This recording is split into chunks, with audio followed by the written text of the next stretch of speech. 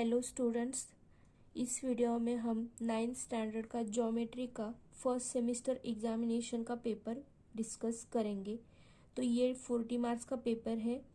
इससे पहले हमने पार्ट 1 यानी कि अलजेब्रा का पेपर डिस्कस किया है, जिसके सारे वीडियोस चैनल पे अपलोड किए गए हैं। लिंक आप डिस्क्रिप्शन बॉक्स में जाके देख सकते हो। तो क्वेश्चन 1 हम डिस्कस करते हैं। Question 1A, select the correct alternative from the answers of the questions given below।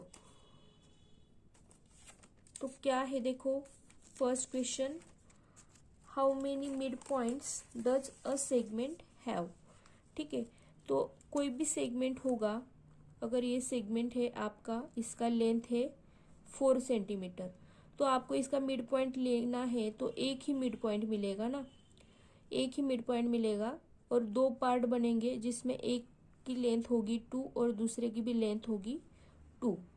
यहाँ पे टोटल लेंथ कितनी बताई मैंने, 4।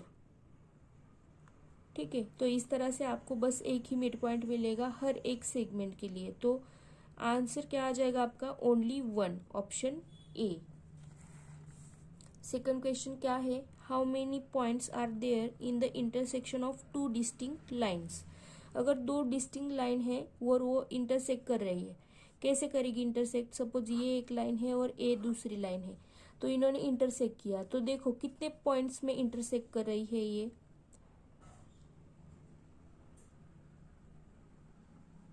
एक ही पॉइंट में। ठीक है, ये 2 डिस्टिंक्ट लाइन्स है जो एक पॉइंट में इंटरसेक्ट कर रही है, आपको दिख रहा है। तो यहाँ पे आंसर क्या आ जाएगा, option C, 1। Third question, if a transversal intersects 2 parallel lines, then the sum of interior angles on the same side of the transversal is। तो देखो मैं डायग्राम से दिखाती हूँ आपको। क्या बोला है, if transversal intersect 2 parallel lines, तो पहले तो पैरेलल लाइंस निकाल लेते हैं हम, 2। ये 2 पैरेलल लाइंस है, suppose line A and line B. अब मैंने अगर एक ट्रांसवर्सल ड्रॉ कर ली, ये है आपकी ट्रांसवर्सल यल। तो क्या बोला है, sum of interior angles on the same side of the transversal. Interior angles मतलब यहाँ जो एंगल बन रहा है और यहाँ पे जो same side of the transversal, ये जो ट्रांसवर्सल है इसके इस साइड देखो, राइट साइड में, तो जो इंटीरियर एंगल्स बन रहे हैं ये 2, इनका अगर सम आप करोगे तो वो कितना आएगा, ये आपको पूछा है। तो ये कितना आएगा, 180 डिग्री। तो ऑप्शन क्या हुआ, ऑप्शन सी, 180 डिग्री।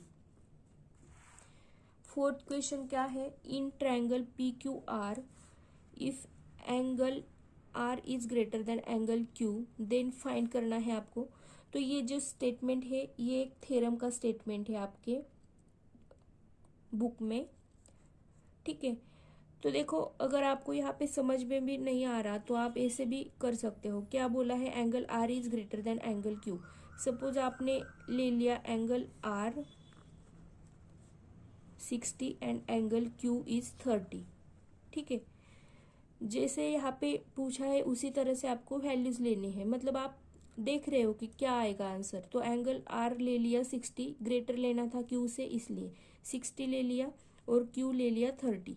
तो अगर मैं यहाँ पे क्यू है, यहाँ पे आर है, तो 30 का एंगल बनाना है मुझे, तो इस तरह से मैं बना दूंगी। ठीक है, ये हो जाएगा 30 का।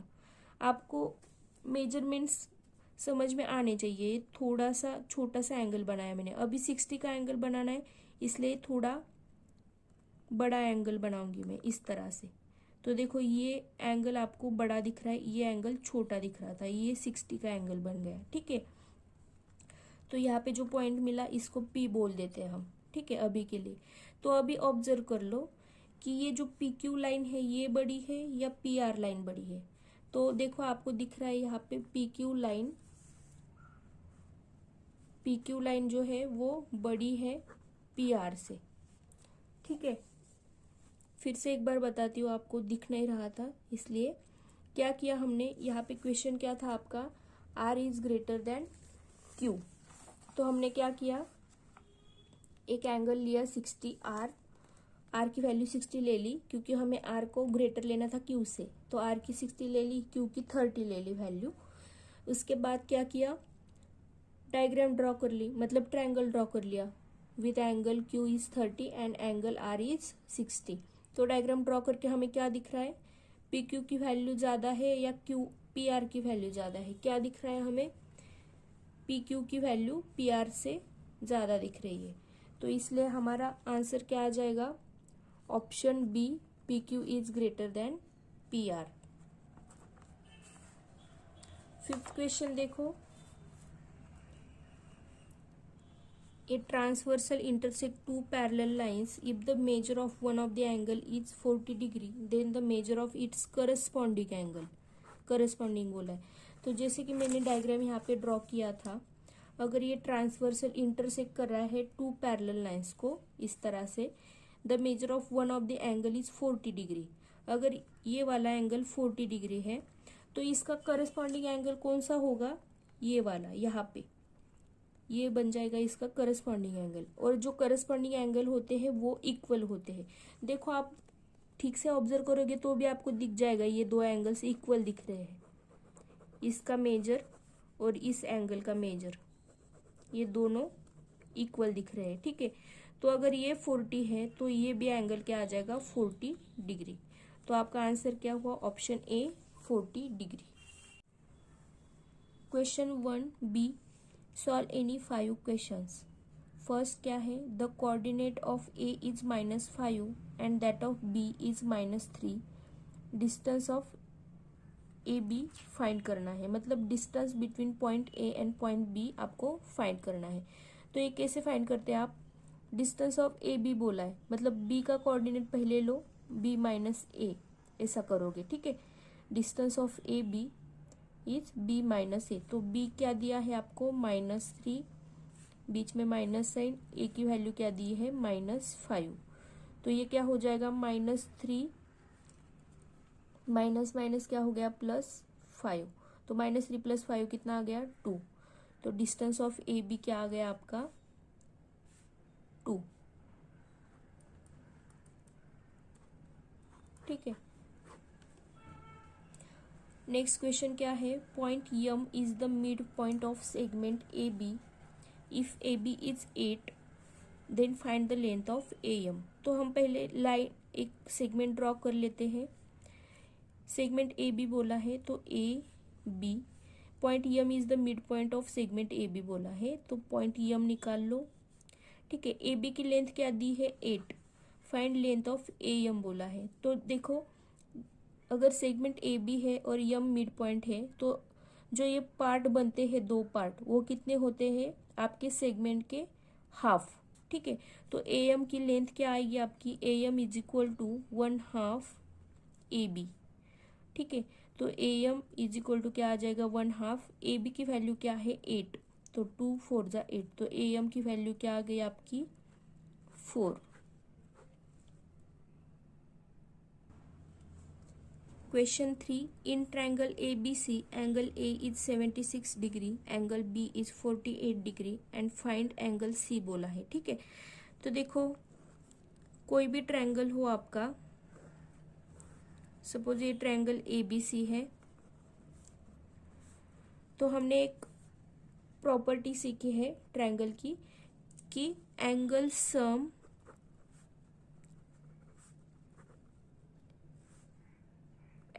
प्रॉपर्टी ऑफ ए ट्रायंगल, ठीक है। Angle sum property of a triangle, ये क्या होती है कि सम ऑफ ऑल थ्री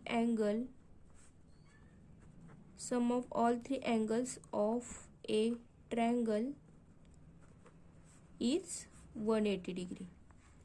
इसका मतलब क्या कि अगर आपका ट्रायंगल है ए बी सी, तो angle A plus angle B plus angle C, इनकी सम कितनी होगी, 180 डिग्री, ठीक है। तो यहाँ पे जो आपको वैल्यूज दी है, ए की वैल्यू क्या दी है, 76, बी की वैल्यू क्या दी है, 48, और आपको सी की वैल्यू फाइंड करनी है, तो वो एज इट इज रखो। तो 76 + 48 कितना हो जाएगा, 124 plus angle C is equal to 180। तो एंगल सी की वैल्यू निकालनी है, तो 124 को दूसरी साइड लेके जाओ तो क्या हो जाएगा माइनस, एंड एंगल सी की वैल्यू क्या आ जाएगी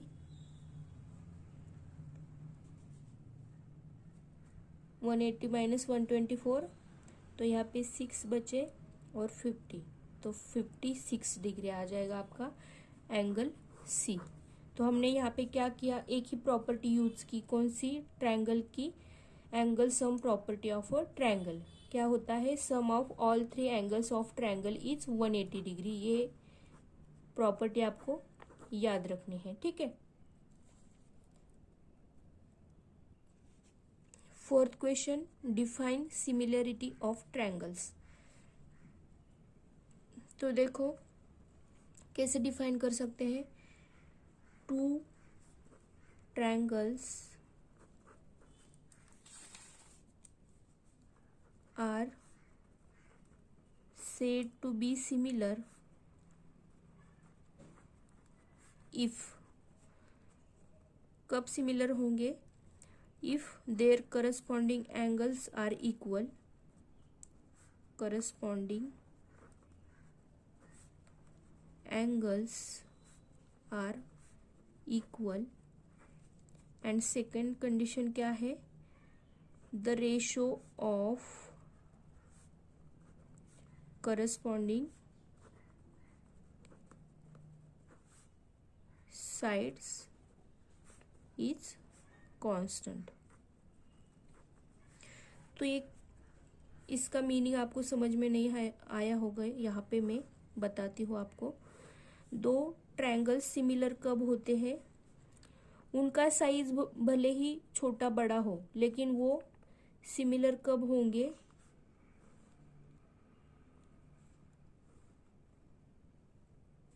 ठीक है। तो ये 2 ट्रायंगल दिख रहे हैं आपको, एक थोड़ा सा बड़ा दिख रहा है और एक थोड़ा सा इससे छोटा दिख रहा है, लेकिन उनके एंगल्स क्या होने चाहिए, करस्पॉन्डिंग एंगल्स इक्वल होने चाहिए। करस्पॉन्डिंग मतलब अगर यहाँ पे ऊपर का एंगल देख रहे हो आप तो यहाँ पे भी आपको वही एंगल देखना है जो ऊपर दिख रहा है आपको, मतलब एंगल ए सिमिलर होना चाहिए एंगल पी के, इक्वल होना चाहिए, एंगल्स इक्वल होने चाहिए, ठीक है। Angle B equal angle Q होना चाहिए, and angle C is equal to angle R होना चाहिए, ठीक है। ये हो गया आपकी फर्स्ट कंडीशन यहाँ पे जो मैंने बताई। और सेकंड क्या है कि आपके the ratio of corresponding sides, मतलब ये साइड ले रहे हो आप तो यहाँ की भी यही वाली साइड लेनी है आपको, ठीक है। और इन दोनों का क्या लेना है, रेशो। अगर बेस ले रहे हो BC तो यहाँ पे भी बेस लेना है QR, तो इनका रेशो क्या होना चाहिए, सेम होना चाहिए, तीनों साइड्स के रेशो। तो कैसे लिख सकते हो आप इसे, AB अगर लिया है तो यहाँ का क्या लोगे PQ, और ये तीनों रेशो सेम आने चाहिए, BC बाय QR और ये AC बाय PR, ठीक है। तो इस तरह से ये दोनों कंडीशन फॉलो हो जानी चाहिए। तो आप बोल सकते हो कि ये 2 ट्रायंगल्स क्या है, सिमिलर ट्रायंगल्स। तो देखो मैं अगर B यहाँ पे आप 60 लोगे तो ये QB क्या आ जाएगा 60। C की वैल्यू अगर आप यहाँ पे 30 लोगे तो यहाँ पे R भी 30 ही होना चाहिए सिमिलर ट्रायंगल्स में। हाँ, यहाँ पे अगर A 90 है तो यहाँ पे P भी कितना होना चाहिए 90 डिग्री। अब आप बोलोगे मैंने यही वैल्यू क्यों ली, क्योंकि आपकी सम ऑफ 3 एंगल्स कितना आना चाहिए 180, तो यहाँ पे 180 आ रहा है, ठीक है।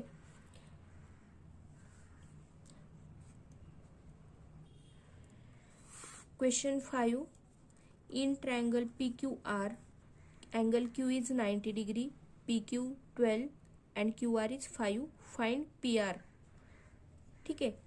तो Q 90 डिग्री मतलब ये क्या है, right angle triangle.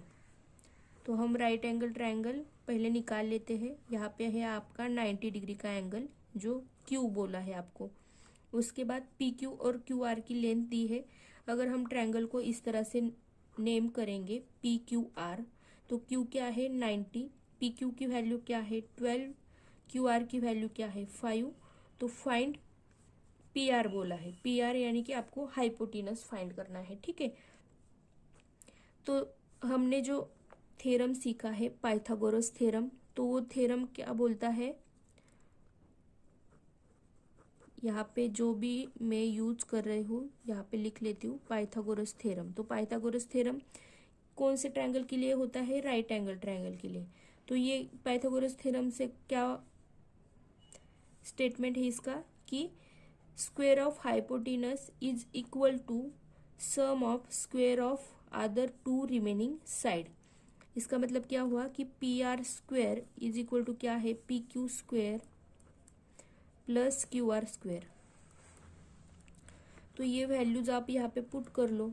P R square is equal to P Q की वैल्यू क्या है 12, इसका स्क्वायर प्लस क्यू आर की वैल्यू है 5, इसका स्क्वायर। तो 12 स्क्वायर कितना आ गया 144, 5 का स्क्वायर 25। अगर सम करोगे तो क्या आ जाएगा 5 + 4 9, 4 + 2 6 और ये 1। पी आर स्क्वायर क्या आ गया 169। तो अगर पी आर स्क्वायर की वैल्यू 169 है, इसका मतलब क्या हुआ पी आर की वैल्यू क्या है 13, ठीक है। क्यों, क्योंकि 13 का स्क्वायर क्या है 169। तो अगर पी आर स्क्वायर की वैल्यू 169 है तो पी आर की वैल्यू क्या हो जाएगी 13 हो जाएगी। पी आर स्क्वायर इज 169, तो पी आर की वैल्यू फाइंड करनी है तो आपको क्या करना पड़ेगा, स्क्वायर रूट लेना पड़ेगा दोनों साइड का, और इस तरह से आपको पी आर की वैल्यू 13 मिल जाएगी। मैंने स्टेप जो स्किप की थी वो यहाँ पे फिर से ऐड कर दी है। तो आपकी आंसर क्या आ गया है, P R is equal to 13। आपका 6th question, if A B C and distance of A C is 17, distance of B C is 6.5, then distance of A B क्या होगा, ठीक है। तो ए बी सी ऐसा क्यों दिया है आपको, तो इसका मतलब क्या है कि ए पॉइंट है, उसके बाद बी पॉइंट आएगा, उसके बाद सी पॉइंट आएगा, मतलब बी पॉइंट ए और सी के बीच में होना चाहिए, ठीक है। तो अगर ए पॉइंट यहाँ पे है, यहाँ पे बी पॉइंट है और यहाँ पे सी पॉइंट है, तो ए सी क्या दिया है आपको टोटल 17, बी सी की वैल्यू क्या दी है आपको 6.5, ठीक है। और ये ए सी जो टोटल है वैल्यू वो कितनी दी है 17। तो देखो ये जो लाइन है, अगर आप ऐसा करोगे distance of A B plus distance of B C, तो वो कितना आ जाएगा टोटल डिस्टेंस, यानी कि डिस्टेंस ऑफ ए सी, ऐसा आप लिख सकते हो।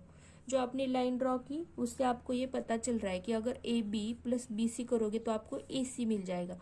अभी आपको फाइंड क्या करना है, डिस्टेंस ऑफ ए बी, तो उसे एज इट इज रखो, plus distance of B C कितना है 6.5 is equal to distance of A C total क्या दिया 17। तो अभी distance of A B find करना है, इसलिए क्या करेंगे हम, ए बी के बीच में कॉमा है, ठीक है, कॉमा देना है आपको।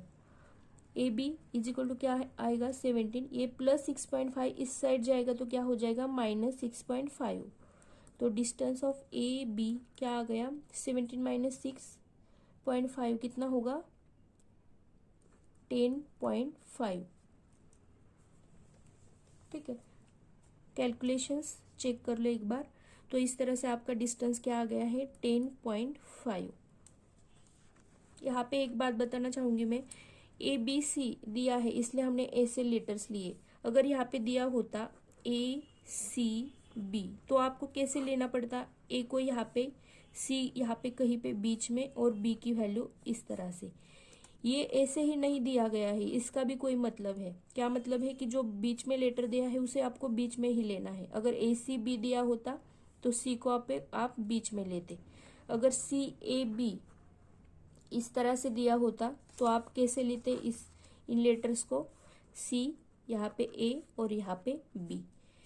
इससे बहुत ज़्यादा फर्क पड़ता है, ठीक है, क्योंकि पूरा अगर आप लेटर्स उलट पुलट लेते हो तो पूरा ये डिस्टेंस की वैल्यूज चेंज हो जाती है। तो आपको ये ठीक से लेना है।